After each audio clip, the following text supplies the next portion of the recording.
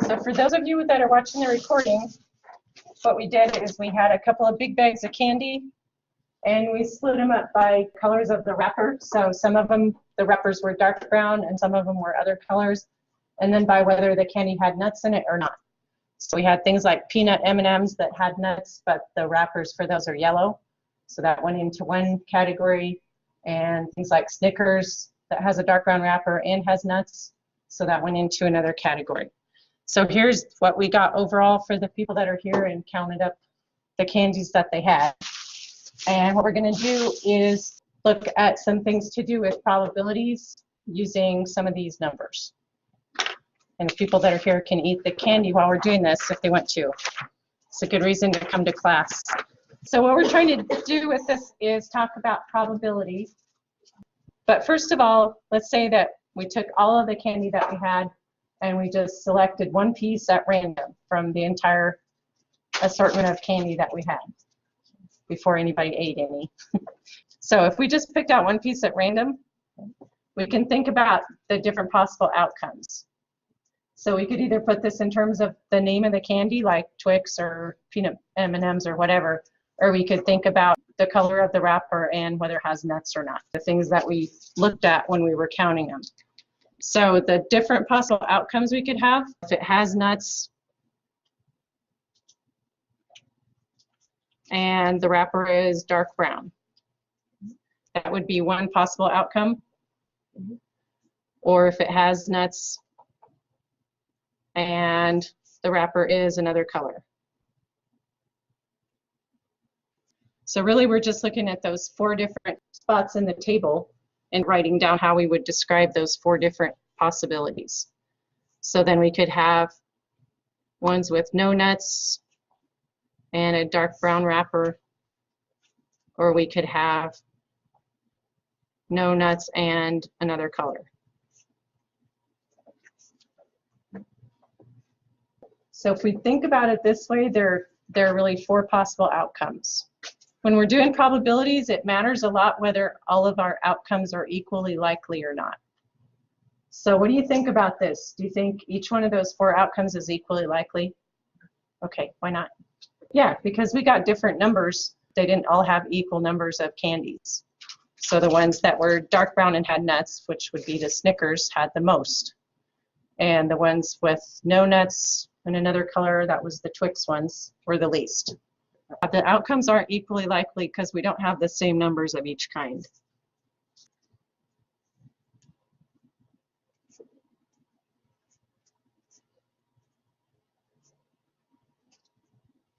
So if we're thinking about calculating probabilities, we're going to select one piece of candy at random and we want to talk about probabilities for some of the different outcomes and for different events. What's another piece of information we would need? Yeah, how many total candies we had.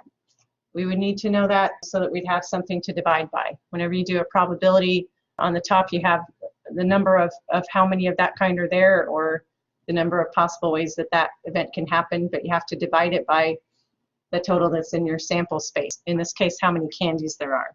We need totals, like a total for the whole table. We might want to do some row and column totals also. But for sure we need a total for the table. Let's go and do some totals here and some totals here.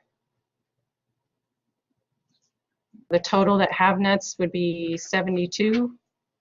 The total that don't have nuts would be 52. The total with dark brown wrappers would be 83. And the total with other colored wrappers would be 41.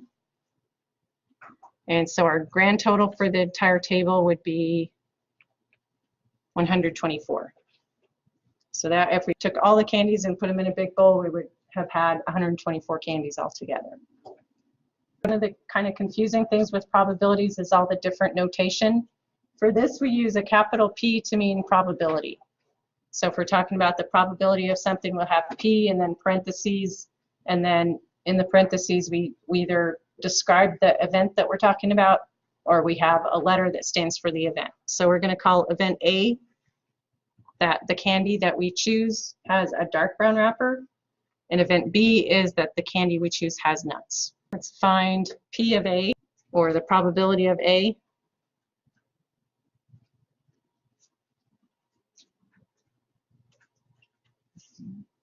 So that's the probability that the one candy we select has a dark brown wrapper. To figure this out, we would want to know how many have dark brown wrappers.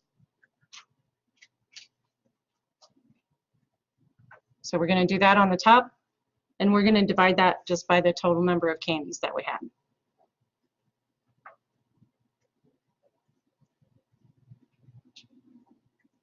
So this is one reason I did the row and the column totals. The total number that did have dark brown wrappers was 83. So we had the nuts and the no nuts, but altogether there were 83 that had dark brown wrappers. So this is going to be 83 on the top, and then we're dividing by the total number of candies, which is 124. That's the probability that one candy we picked out would have a dark brown wrapper. A lot of times for probabilities, we'll leave them in fraction form. If you want to put that in decimal form, you can just divide it on your calculator. My stat lab usually has you round probabilities to 3 decimal places, and I always learn to round them to 4 decimal places. When you're doing your My Stat Lab homework, just pay attention to what it asks you for. If it asks you for 3 decimal places and you do it to 4, it'll tell you your answer is wrong. Just read the directions. So then the next one is this, where we have P of A, and that's A complement. In this textbook, when it has a bar over the event, that means it's the complement. The complement means it's everything that isn't in the original event.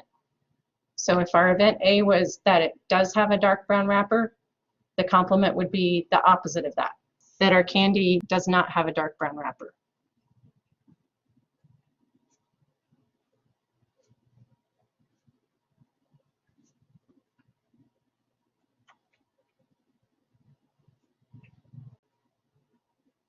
So that's how we could describe a complement. A lot of times when you're doing the complement of something, all you really have to do is put the word not in there. The original event was that it does have a dark brown wrapper. The complement is that it does not have a dark brown wrapper. Or if we wanted to do it for event B, so if we had event B that the candy has nuts, the complement would be that it does not have nuts.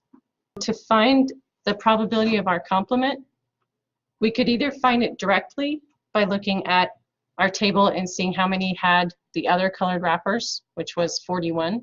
Or for complements, if you already have the probability of the original event, you can take that and subtract it from 1. So we could just do 1 minus the answer that we had up here. And sometimes it's a lot easier to find the probability for the complement or for the opposite than it is for the one directly. This one, it really wouldn't really matter. So we could either do it that way, or we could just take the number, the total that have other colored wrappers, and divide that by 124. So then let's look at our event B, and that was that the candy has nuts. So the same thing, if we're going to find the probability of that, we just want to see how many total had nuts and then divide that by the total in our table. So for the nuts, we had a total of 72. So that was the Snickers and the M&M peanut ones. So that was 72. The total in our table was 124. If we wanted to do P of B complement, that would be the probability that it doesn't have nuts.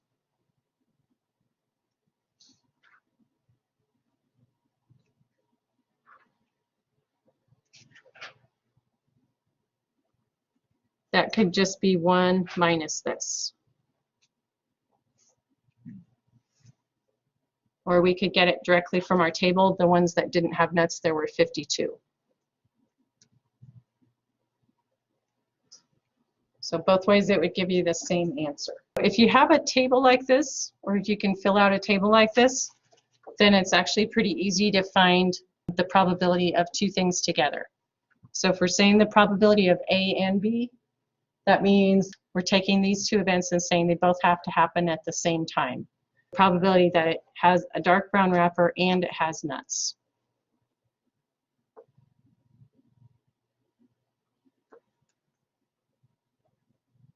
we can just look at our table because we already actually have it divided up, so we can tell how many there were that have both of these things. So dark brown and does have nuts would be this cell in our table right here. We've actually already got that total, so that would just be 51, and we're still dividing it by the total in the table.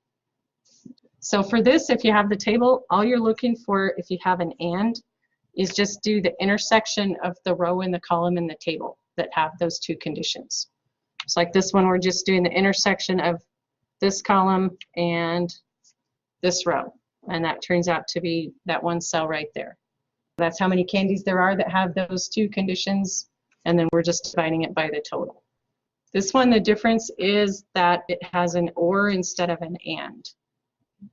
So if we wanted to write this out with the probability notation, it would be A or B. This is a really important thing to notice, is whether there's an and or an or, because it makes a huge difference as to how you figure it out. If you have an or, then you have to use what we call the addition rule.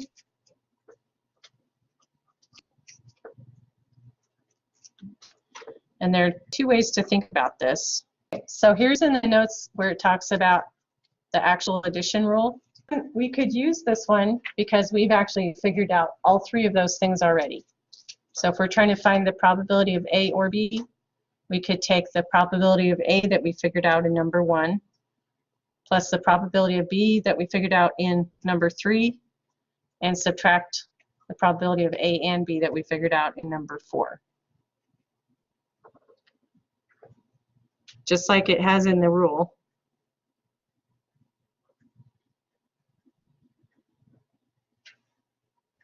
So that would be 83 over 124 plus 72 over 124 minus 51 over 124. And what's kind of confusing about this is why we have to subtract that 1. So if we go and look at the table, we need to count up all the ones that either have a dark brown wrapper or that have nuts or that have both. What we're looking at is the dark brown wrapper. There were a total of 83 of those. The ones that have nuts, there were a total of 72 of those. If we just take those two totals and add them together, then these ones right here we've actually counted both times. So we counted these ones once when we did this total. We counted them again when we did this total over here. So because we counted that twice, that's why we have to subtract it back out.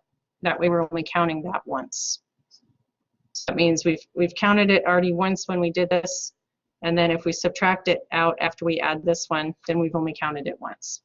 That's the only thing with this. When you have an or, you have to be really careful not to count things twice. So another way that we could do this, instead of using this actual rule right here, is that we could just take and look at the different cells in the table that would meet either one of these conditions. So if it's dark brown wrapper, it would be either this or this one. So it would be either this cell or this one, and then if it has nuts, we've already got that one marked, or it also could be this one. So the 3 cells in the table we'd be looking at would be these 3. Those are the 3 that meet one of those 2 conditions. So we could just take those 3 numbers and add them up. So we could take 51 plus 24 plus the 32. So just add up those 3 cells in the table and get that total, and then divide that whole total by 124. That would give us the same answer as what we would get by doing it this way. And sometimes when you're dealing with a table, it's actually better to do it this way, to just find the cells in the table that would work and just add them up, because with the addition rule, it's really easy to forget to subtract that one out. Now let's look at this next one. And for this, let's look at what we just did with the table. So we circled the 3 in the table right here that counted for having a dark brown wrapper or having nuts. So if we think of this being an event all on its own, the A or B, what we're asking here is how we could describe its complement. So if we're looking at our 4 cells in the table, the A or B meant we had these 3 cells. The complement would be the ones that are left. So that would just be this one right here. That's the one cell that we didn't include in the last one. So this would be the complement of the one that we were just talking about. One way we could describe it is just say what the conditions are. So it would have no nuts and an other colored wrapper. That would be one way we could describe it. Or we could say no nuts and not dark brown. Either of these two ways would be a way to describe that. Let's look at these two also with the first two that we had. So we've got these 4 different events. Let's look at event A and event C. One thing we talk about a lot with probability is whether events are disjoint or not. In other words, whether they can both happen at the same time or whether they can't. So another question we could ask about these is whether they're disjoint events. You think these two can happen at the same time? So A was that it had a dark brown wrapper, C is that it has another colored wrapper. No, they can't happen at the same time. Either has to be dark brown or it's another color. The answer to this is yes, they're disjoint. In other words, they don't overlap at all.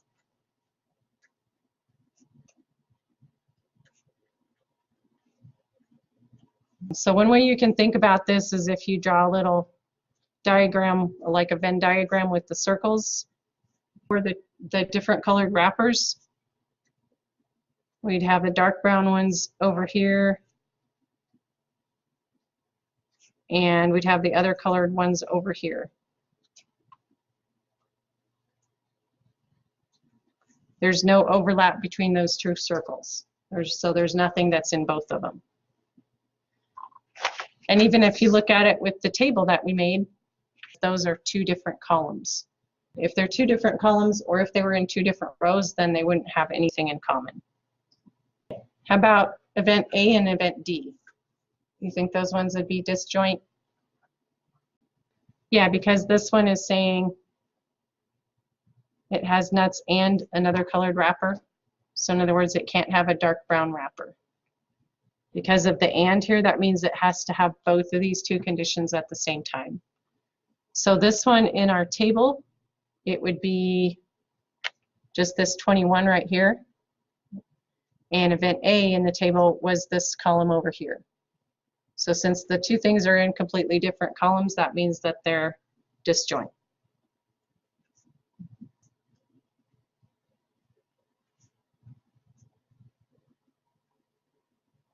How about event B and event C? So B was that it has nuts, and C is that it has another colored wrapper. Are those 2 disjoint, or can they have some overlap? Okay, yeah, they have overlap. If you look at them in the table, one is a row and the other one's a column. That usually means that they're going to have an overlap. B was that it has nuts, so that would be this row. And C is that it has another colored wrapper, so that would be this column. So yeah, they do have an overlap right there. Those 2 are not disjoint.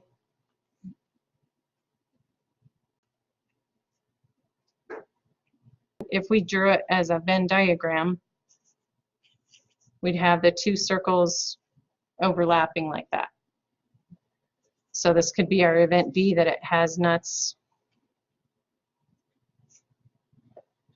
And this would be that it has another colored wrapper. And we have these ones in the middle that have both things. So they have nuts and another colored wrapper.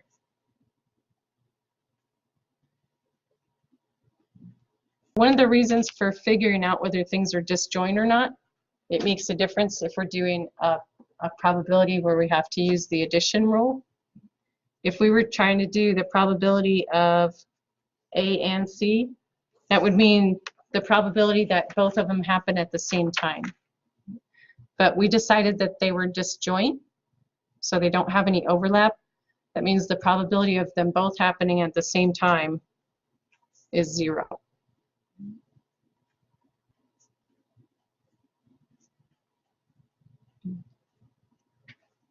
Since there are no candies that have both colored wrappers at the same time, that means the probability of that happening is 0. So if we're trying to find the probability of A or C, since they don't overlap, that means if we do our addition rule,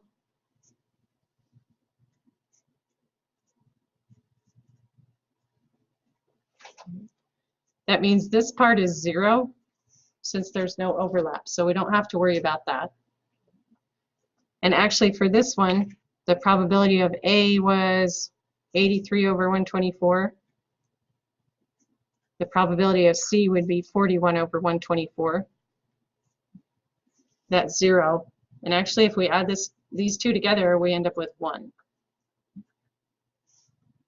That's because if we're taking both columns of the table, we only have 2 columns and we're taking both of them. That means we're talking about all the candies. So all the candies either have a dark brown wrapper or they have another colored wrapper. So the probability of selecting one or the other of those is just 1. If we're doing the probability of B and C, B was that it has nuts. C is that it has an other colored wrapper. Again, we can just look at the table and see where these two things overlap. So where the row and the column intersect each other. We have nuts, it was this first row. For the other colored wrapper, it was the second column. The number that have those two conditions together would be 21. And then we're going to divide that by the 124. If we wanted to do probability of B or C, that's where we could either do that addition rule, or we could just count up the cells in the table that would count for these. So if we did it that way, we'd have the ones that do have nuts would be the 51 and the 21. And then we also want the ones with the other colored wrappers. We already counted the 21. The other one in that column is the 20. So we could just take those 3 cells and add them up and then divide by 124. So that's going to be 92 over 124. This is just some basics of probability. It would probably really help you to look at these notes. And what we did today, where we had actual numbers, this would be what we'd call the empirical approach. I mean, we don't have any ways to figure actual probabilities of if you buy a bag of candy, how many Snickers and how many M&Ms, plain M&Ms they put in these bags. So the only way that we have to approximate these probabilities is to get a sample like this and actually count them and then use that for our probabilities. If we have things like cards, we can do the classical probabilities because we know how a standard card deck is supposed to be set up. So with things like that, we already know certain facts about it that we can use to calculate the probabilities.